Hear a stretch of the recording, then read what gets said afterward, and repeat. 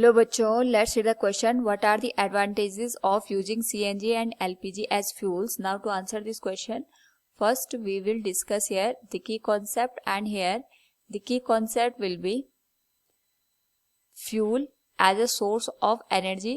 तो फ्यूल हमारे पास वो मटेरियल होता है जिसको बर्न करने पे हमें यहाँ पे एनर्जी मिलती है, और ये एनर्जी या तो हीट की फॉर्म में हो सकती है या तो लाइट की फॉर्म में हो सकती है, और इसके बहुत सारे एप्लीकेशन का यूज करके हम एनर्जी को एक फॉर्म से दूसरे फॉर्म में कन्वर्ट कर सकते हैं. यहाँ पे जो फ्यूल्स होता है उनको हम डिफरेंट कैटेगरी में कैटेगराइज करते हैं on the basis of the requirement. तो क्वेश्चन में हमारे पास यहाँ पे जो सीएनजी और एलपीजी है जिनको हम एज ए फ्यूल यूज करते हैं उनके एडवांटेजेस के बारे में पूछा गया है. तो सीएनजी बेसिकली होता है हमारे पास कंप्रेस्ड नेचुरल गैस.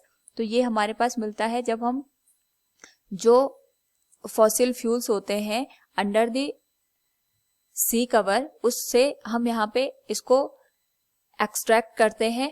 जब हम पेट्रोलियम प्रोडक्ट को यहाँ पे माइन करते हैं तो उस पर्टिकुलर केस में हमारे पास जो पेट्रोलियम के ऊपर सबसे यहाँ पे गैस अवेलेबल होती है उसको हम कंप्रेस्ड नेचुरल गैस का नाम देते हैं, जिसका मेन कॉन्स्टिट्यूएंट्स यहाँ पे मीथेन गैस होती है.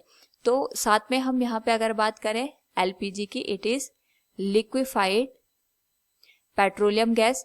तो ये जो दोनों हमारे पास फ्यूल्स होते हैं, अगर हम यहाँ पे इनको बर्न करें तो इनका सबसे बड़ा एडवांटेज हमारे पास ये होता है कि यहाँ पे इनको बर्न करने पे कोई भी हार्मफुल गैसेस रिलीज नहीं होती है, और अगर होती भी हैं तो उनका जो अमाउंट होता है ये बहुत कम होता है. दूसरा, इनकी जो कैलोरीफिक वैल्यू होती है ये बहुत हाई होती है. कैलोरीफिक वैल्यू का मतलब होता है किसी भी फ्यूल को जब हम बर्न करते हैं तो बर्न करने पे हमारे पास कितनी एनर्जी रिलीज होती है उसे हम कैलोरीफिक वैल्यू का नाम देते हैं.